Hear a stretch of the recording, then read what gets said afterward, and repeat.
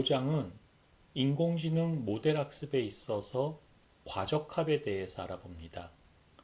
실제 모델에 있어서 과적합에 대한 유혹에 많이 빠지게 되는데요. 그렇게 모델링을 한 경우가 되면 실제 우리가 사는 실생활에는 맞지 않는 인공지능 서비스가 되기 때문에 어, 신중하게 이 문제를 살펴봐야 될 필요가 있습니다. 자, 오버피팅이 있고 언더피팅이 있습니다. 그런데 오늘 여러분들한테는 과대적합이라고 하는 오버피팅에 대해서 이야기할까 합니다. 우선 인공지능 학습용 데이터는 결국은 원하는 최적의 결과를 얻기 위해서 학습용 데이터 외에 다른 일반 데이터에서는 오류가 생기고 오차가 커져요. 그러니까 학습 데이터에서는 100점을 맞았는데 실제 현실에서 그 데이터를 가지고 인공지능이 판단을 하니까 빵점을 받는 경우가 있겠죠. 실제 서비스를 상황에서 새로운 데이터가 입력되면 전혀 좋은 성능을 기대할 수 없어요. 학습이 충분히 이루어지지 않은 underfitting, 과소적합과 반대되는 개념입니다. 인공지능을 기술적으로 다 공부하는데 시간이 많이 걸리는데 또 인생에 있어서 생애 한 중반쯤 되어져서 인터넷도 맞이하고 또 인공지능도 마흔이 넘어서 또 듣게 되신 분들이 있다면 사실은 이런 부분들까지 잘 아는 걸 부담스러워할 수 있습니다. 그러나 제가 오늘 꼭 필요한 부분만 이야기 드리는 거니까 이 부분은 아셔야 됩니다. 모델링을 하는 파트에게 반드시 과제 책임은 이 부분을 끊임없이 요구하고 관심을 가져야 되는데요. 자, 한번 그림을 보고 이해해 봅시다.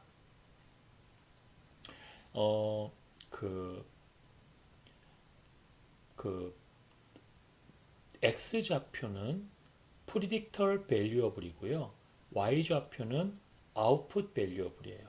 그래서 X와 Y가 예상되는 변수와 실제 변수가 선형을 이루고 있죠.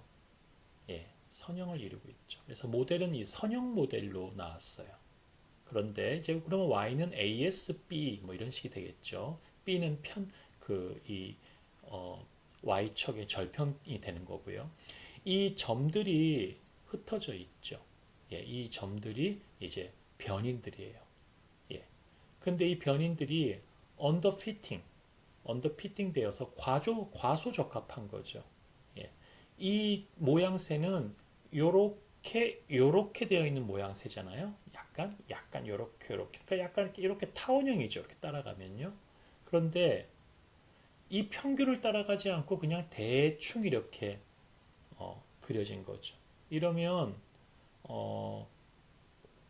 오차가 굉장히 큰 거예요. 예.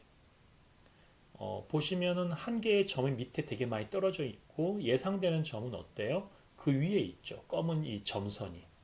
그럼 그 검은 점선과 실제 떨어져 있는 점하고는 거리가 머니까 이런 경우는 오차가 굉장히 큰 겁니다. 예. 그래서 언더피팅이 되었고요. 바람직한 것은 옵티마이저 되어 있는 최적합되어 있는 이런 포물선의 형태입니다. 그러면 이제 전체의 이 녹색 점들이 이 포물선을 따라서 좀 흩어져 있죠. 그런데 포물선과의 그 차이가 있죠. 그게 에러예요. 그게 오차예요.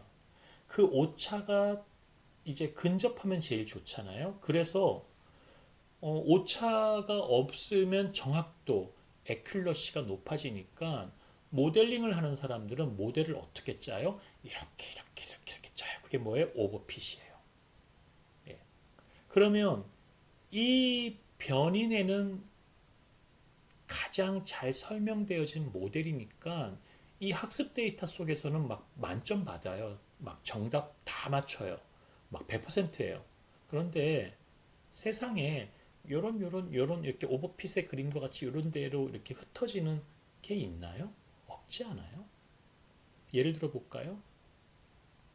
키와 몸무게를 생각해 봅시다. 키가 크면 대체로 뭐 삐쩍 마른 사람도 있지만 몸무게도 이렇게 같이 이렇게 커가는 경향성을 좀 가지고 있죠. 예. 또 이런 건 어떨까요?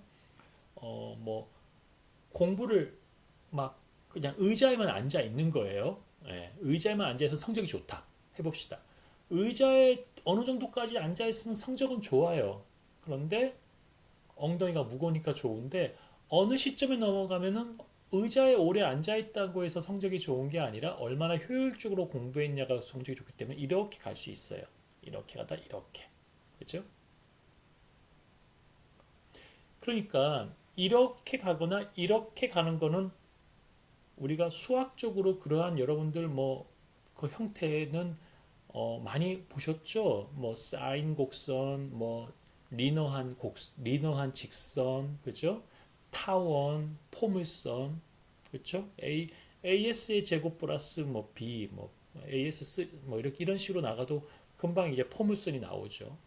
그런데 오버핏에 대한 것에 대한 수식, 모델든 뭐 만들어내기도 어렵지만 저러한 것들에 다 맞추어져 있는 우리 일상 세상이 있을까요? 없단 말이에요. 그러니까 이건 뭐예요? 그냥 그 데이터를 위한 데이터. 그러니까 이 학습 데이터를 통해 가지고 그냥 학습 데이터의 정확도만 높이려고 하는 예, 오버핏을 한 거예요. 예, 학습 데이터를 높이기 위해서 그냥 오버핏을 한 거예요. 예, 학습 데이터의 애큐러시만 높이려고 말도 안 되는 모델을 그러니까 모델링을 너무 여기 이 변인들에만 맞춰 놓은 거죠. 예. 자, 그래서 어, 에포크를 많이 준다는 거는 학습률이라 그래요. 에포크라 그럽니다. 다 같이 에포크 해보세요. 에포크. 학습을 시킨 거예요. 에포크를 10번 주면 왠지 뭐 공부를 10번 한 거니까 잘할 것 같죠. 이제 배치 파일의 사이즈도 중요한데요. 배치의 사이즈 일단 빼고 에포크만 볼게요. 그래서 에포크를 막 1000번 줬어요. 와, 학습을 1000번 한 거예요. 원 사이클 돈 것이. 그러면은 와, 진짜 1000번 공부했으니까 넌 정말 다 맞추겠구나. 실제 공부해보면 그렇습니까? 안 그래요. 인공지능도 마찬가지예요. 에코가 많으면 오히려 어, 그 오히려 이게 그 오버피팅이 되어버리고 차라리 그쵸 테스트 로스가 높아지고 트레인 로스는 떨어지고 뭐 이래요. 그래서 어, 언더피팅과 오버피팅으로 가기 위해서 이 적정한 것은 일정한 선에서 오버피팅을 안 하려면 일정한 선에서 에포크도 딱 조정해야 돼요. 학습률도. 그래야 로스가 적습니다. 가장 최적의 로스가 나와요. 네. 트레이닝만을 위한 로스가 나오면 안 되고요. 또 테스트만을 위한 로스가 나오면 안 되겠죠. 학습 데이터가 모든 데이터의 부분 집합이기 때문에 그렇죠? 실제 데이터의 모든 특성을 가지고 있지 않죠. 이게 중요한 겁니다. 인공지능은 통계예요. 예, 확률이고. 그래서 인공지능은 빅데이터와 다른 게 전체 데이터를 다 보지를 않아요. 빅데이터는 빅데이터잖아요. 전체 데이터를 다 보고 그 데이터 안에서 데이터 간의 관계, 상관관계를 본다면 인공지능은 전체 데이터를 보지 않고 전체 데이터의 가장 대표성을 갖고 있는 데이터가 이거다라고 모아놓은 게 뭐예요? 학습 데이터예요. 전체 데이터가 10만 건이면 학습 데이터는 뭐 한 만 건 뭐 이렇게 되는 거죠. 그 만 건을 가지고 이제 공부를 하는 거예요. 그러면 이 만 건이 학습 데이터가 10만 건이라고 하는 원래 데이터, 있는 세상의 데이터에 가장 근접한 데이터야 되겠죠. 실제 데이터야 되니까. 그렇죠? 근데 실제 데이터와 편차가 있단 말이에요. 여러분들 뭐 선거 날에 우리가 뭐 전수조사를 하지 않기 때문에 개표하기 전에 개표 방송을 하면 실제 투표한 것과 우리가 예측한 것과 차이가 있죠. 그런 오차가 있는 거예요.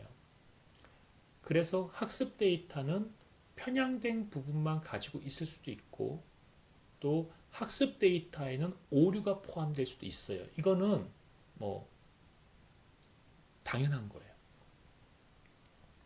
이거를 줄이기 위해서 데이터 사이언티스트가 또 여러분들이 저와 함께 이런 강의를 들으면서 계속 이런 부분을 고민하고 이 도메인의 성격은 학습 데이터가 이러한 데서 편향될 수 있겠구나, 이러한 데가 오류가 더 많겠구나라는 것을 경험칙적으로도 알아야 되고 이론적으로도 준비되어져야 되겠죠. 예. 그래야지만 모델링을 하는 사람이나든지 데이터를 수집하고 정지하는 사람들에게 바른 태스크를 줄 수가 있습니다. 그런데 그냥 고려하는 변수가 너무너무 많아지기 때문에 차원만 막 늘어나요. 그러면 차원의 저주가 생겨가지고 오히려 효율성이 더 떨어지는 또 이런 문제도 생기고요. 이렇게 과적합은 통계적인 어떤 과학의 근거에서 과적합이 생길 수밖에 없는 모수를 그대로 대표하는 학습 데이터는 존재하지 않기 때문에 이런 일이 생깁니다. 그래서 이제 신뢰성을 확보하기 위해서 과적합을 방지하는 방법에 대해서 조금 더 심도 있게 살펴보겠습니다. 과적합을 방지하기 위해서 보세요. 오버피팅의 부분을 줄이기 위해서 데이터셋 사이즈에서 테스트 에러와 트레이닝 에러를 조금 더 이제 근접하게끔 하고 있죠. 예. 그래서 데이터 증식을 합니다. 말 그대로 증식이에요. 예. 인공지능 학습용 데이터를 추가적으로 더 수집하는 겁니다. 그래서 인공지능 학습용 데이터가 양이 작으면 해당 데이터를 좀 외우기가 쉽죠. 그냥 뭐 선생님이 시험을 내는데 한 5장만 읽어서 시험 보자 그러면 얼마나 쉬워요. 근데 선생님이 시험 보는데 야 10,000장을 읽고 와서 그 안에서 아무거나 시험 문제 낼 거야. 그러면 더 힘들잖아요. 그죠? 예. 그러니까 이제 좀 더 데이터를 증식해야지 된다는 거죠. 너무 적으면 과적합이 될 수 있는 거예요. 예, 그 데이터에만 너무 데이터의 특성만 너무 강하게 반영된 모델이 나오니까 그렇죠. 왜냐 하나하나 변수가 너무 그 빈도가 적기 때문에 의미가 커서 그래요. 데이터가 표현하고 있는 패턴의 표본을 넓혀서 인공지능 모델이 좀 더 일반화될 수 있도록 도와주는 방법입니다. 근데 데이터 증식 방법을 이제 CNN 같은 이미지에서는 이미지를 회전하고 또 세로로 늘리고 가로로 늘리고 해서 어뷰즈를 넣고 상하 좌우를 반전시켜서 데이터를 다양하게 하기도 하고요. 텍스트 데이터에서 역번역하거나 특정 단어의 유효를 교체하거나 한 문장 내에 임의의 두 단어를 위치를 교체하거나 임의의 단어를 삽입하거나 삭제하거나 이런 방법을 쓸 수가 있습니다. 그런데 데이터 사업을 여러분들 하실 때 자꾸 이런 것을 가지고 좀 엉뚱하게 쓰시는 분들이 계세요. 과제는 이 사업은 단기에 대량의 학습 데이터 셋을 구축해서 납기하는 사업이에요. 그래서 처음 여러분들이 제안할 때 뭐 10만 개다, 20만 개다라고 데이터를 모으겠다, 어떤 데이터 학습 데이터를 모으겠다라고 라벨링한 데이터를 수집해서 정제해서 가공해서 하겠다라고 딱 이야기한 것을 줄일 수가 없어요. 줄여서는 안 돼요. 그런데 과제가 협약되어지고 과제를 시행하려다 보니까 뭐 진짜 이거는 뭐 봄에만 나오는 건데 과제가 여름부터 시작해요. 그런데 내년 올 겨울에 끝나요. 그럼 봄이 안 오잖아요. 그러면은 데이터를 수집 못 하잖아요. 그럼 어떻게 해요? 안 되겠습니다. 데이터 못 합니다. 그래서 뭐 제가 조금 작년에 미리 모아놓은 데이터가 한 100개밖에 없는데 이걸 어떻게 증식해가지고 1000개로 만들게요. 이렇게 이야기하면 이거는 데이터 수집 정제 어떤 뭐 이런 프로세스에서 우리가 확보한 데이터 건수로 넣기가 굉장히 곤란해요. 잊지 마세요.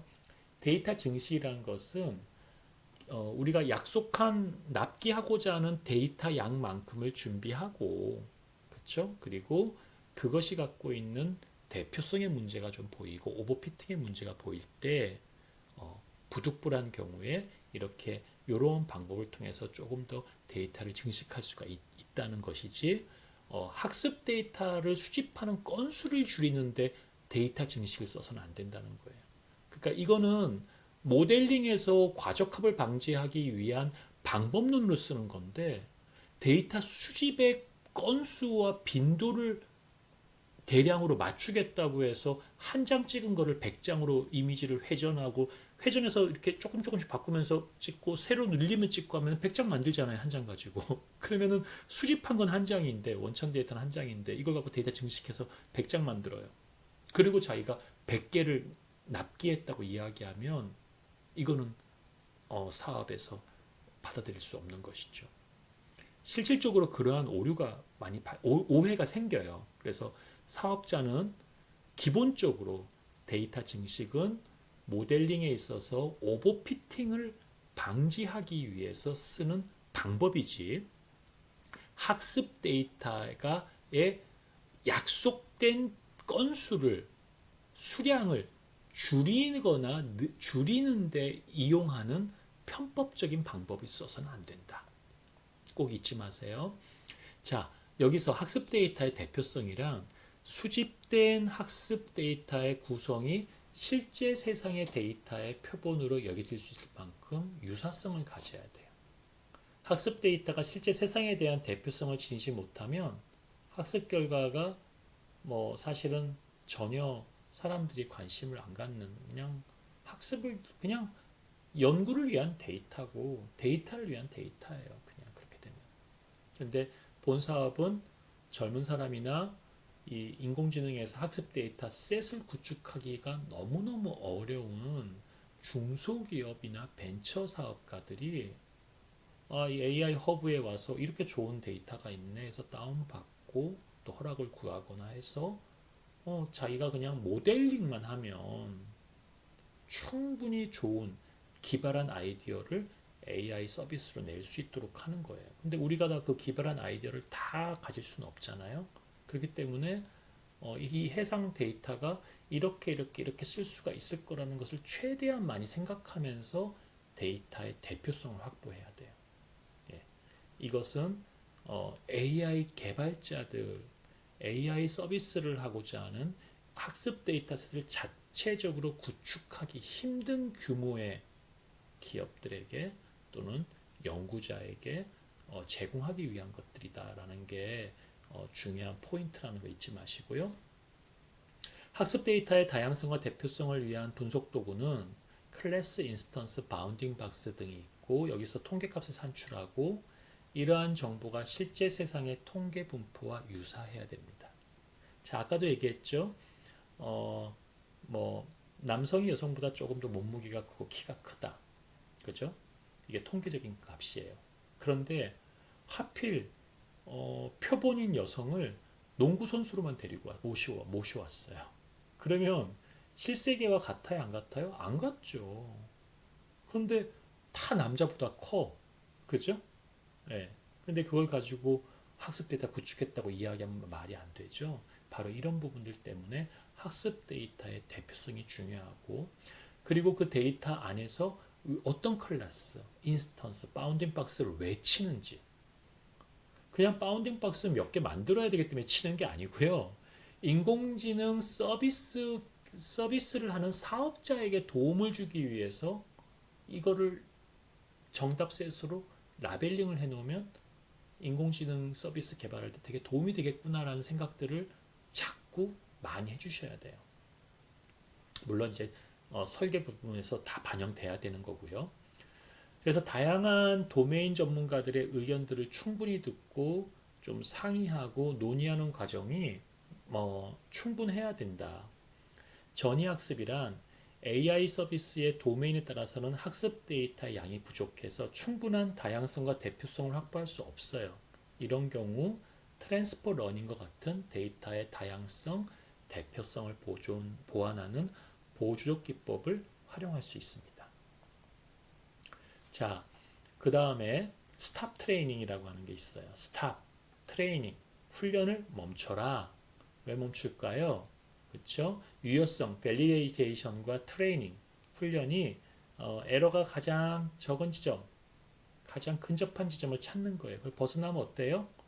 Number of the epoch, 그 학습률이 빈도가 학습을 아무리 많이 해도 그죠? 유효하지가 않아요. 예, 트레이닝을 위한 데이터. 그러니까 트레이닝을 그냥 많이 해서 왜곡된 결과밖에 안 된다는 거죠. 인공지능 학습용 데이터에서 학습 데이터 외에 검증 데이터를 준비해요. 그래서 밸리에이션 데이터가 따로 있죠. 그래서 테스트 데이터가 있고 러닝 데이터가 있고 밸리에이션 데이터 세 가지가 있죠. 그래서 보통 8대 1대 1도 있고 또 이제 뭐 6대 2대 2도 하고 뭐 5대 뭐 3대 2도 하고 이게 그냥 통상적으로 뭐 8대 1대 1로 하기로 했대요. 뭐 이렇게 하는 것도 뭐 하기도 하는데 되도록이면 사업 총괄이 이 데이터의 성격은 밸리에이션을 조금 더 가져가는 게 좋겠다. 트레이닝 데이터보다 러닝 데이터를 조금 더 러닝 데이터를 좀 더 가져가고 이렇게 좀 고민해 보시는 것도 필요합니다. 검증 데이터를 준비해서 해보면 오차가 감소하다 증가하는 구간이 있어요. 여기서 멈추는 거예요. 예. 그래서 이제 검증 데이터가 딱 증가하는 데서 학습을 멈춘다. 검증 데이터의 오차가 줄어들지 않는다고 생각하면 이제 종료하면 안 됩니다. 예. 계속 줄어들고 있을 때는 그리고 이제 일시적 변동이 아니라 지속적인 오차율 정체, 오차율이 오히려 증가하고 있다. 이거 보세요. 밸리데이션이 올라가고 있죠. 그러면 이제 멈추는 거예요. 예, 유효성에서 에러가 올라가는 거죠. 러닝을 시키고 있는데도. 그래서 러닝 데이터, 트레이닝, 그 테스트 데이터, 그렇죠? 테스트 데이터, 밸리에이션 데이터에서 너무 잦은 횟수, 에포크를 설정하면 민감하게 종료되기 때문에 모니터링 횟수를 어느 정도 크게 할 필요가 있다. 그래서 제가 이제 실제 가짜뉴스 경진대회 같은 거를 할 때 과제 그 경진대회에 참여한 제가 총괄로서 에포크를 몇을 돌렸어? 배치 파일을 어떻게 뒀어? 이번에 그 모델 돌렸는데 왜 그렇게 나온 거지? 왜 전과 좀 다를까? 이런 걸 계속 질문을 했어요. 엔지니어에게. 그리고 이번에는 밸리에이션 좀 약간 좀 더 줘서 한번 돌려보자. 이렇게 얘기하면 되게 싫어하죠. 힘드니까. 예. 이제 그러면 또 여러 가지 지원할 수 있는 부분 지원해주면서 정확도를 이제 높여갑니다. 왜? 현재 모수를 가지고 이제 테스트를 했기 때문에 나중에 보게 됩니다. 자, 그 다음에 과적합 방지의 가중치 규제가 있는데요. 베이스라인이 있고 L1, L2 레귤레이제이션이 있는데요. 가중치 규제란 딥러닝에서 사용되는 과적합을 방지하기 위한 방법입니다. 가중치 값이 너무 크지 않도록 손실함수에서 페널티를 추가해서 가중치를 제한하는 거예요.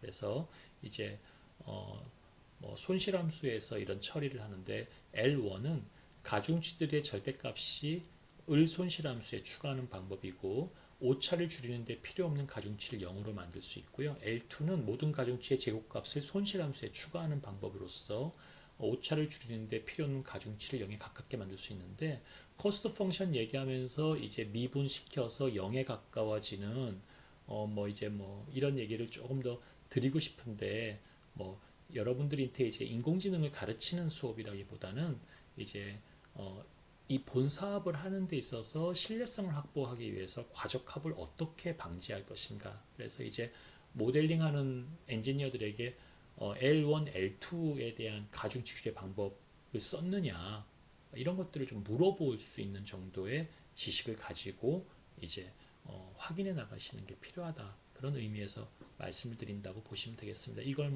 수식으로 다 이해하고 외우고 다 그렇게 해서 이야기해서 엔지니어와 다투어서 이겨라 이런 뜻이 아니니까 편하게 들어주시면 좋겠습니다. 드롭 아웃이라는 게 있습니다.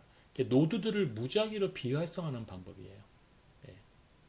그래서 보시면 이제 노드들이 지금 시커멓게 된 게 있죠. 동그라미가 노란색이 있고 시커먼 게 있잖아요. 회색이 있잖아요. 그죠? 이게 뭐예요? 예, 죽인 거예요, 노드를. 예. 그러니까 신경망의 일정 신경들을 죽여놓은 거예요. 예. 그러면 이제 학습 성능에 영향을 미친 노드들의 일부만 남겨서 과적합이 되는 것을 방지할 수가 있는 거죠. 예. 이런 방법입니다. 드랍 커넥터란 드랍아웃 개념과 목적은 같은데 랜덤으로 노드를 비활성화시키는 것이 아니라 가중치 값을 그냥 0으로 만들어 버려요. 가중치 자체를 생략해 버려요. 예.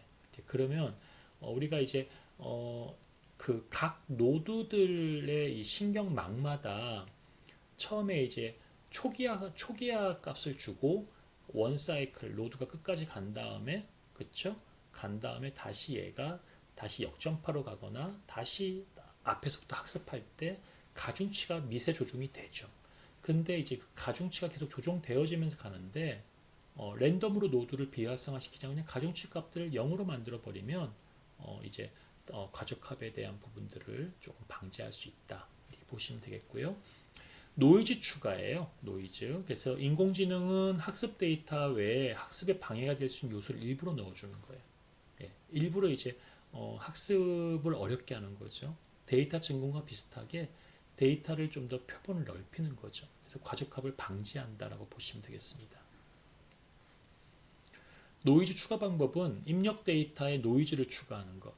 그렇죠? 학습에 방해될 만한 데이터를 추가해주는 방식이 있고요. 가중치의 노이즈를 추가하기도 합니다. 가중치 값을 변형시켜 버리는 거예요. 또는 라벨에 노이즈를 추가합니다. 교란 라벨을 주는 거예요. 그래서 입력 데이터는 그대로 둔 채 라벨을 일부러 틀린 라벨로 바꿔버려요. 이제 그러면 뭐 이제 막 인공지능이 좀 힘들어 하겠죠. 근데 이제 이러한 것들을 통해서 다양한 어떤 그 인공지능이 경험을 하는 거예요. 여러분들 어때요? 인생을 너무 이렇게 그 온실에서만 자라는 게 이렇게 행복한가요? 그 엉뚱한 생각 같지만 우리 세상은 선과 악으로 나누어지고 악은 무조건 나쁘다고 보잖아요. 근데 뭐 악도 뭐 되도록이면 경험하지 않는 게 좋지만 그것을 경험하지 않는 것만이 능사가 아니라 경험하고도 이겨낼 수 있는 면역력이 있는 게 중요하잖아요. 예. 그래서 인공지능이 이제 러닝을 시킬 때 일부러 이렇게 좀 경험을 조금 이렇게 노이즈를 넣어줘 버려요. 그냥 넣어줘 버리면 얘가 좀 더 강건해지는 면이 있습니다. 예. 그런데 이 노이즈를 넣는 방법도 굉장히 많아요. 기술적으로.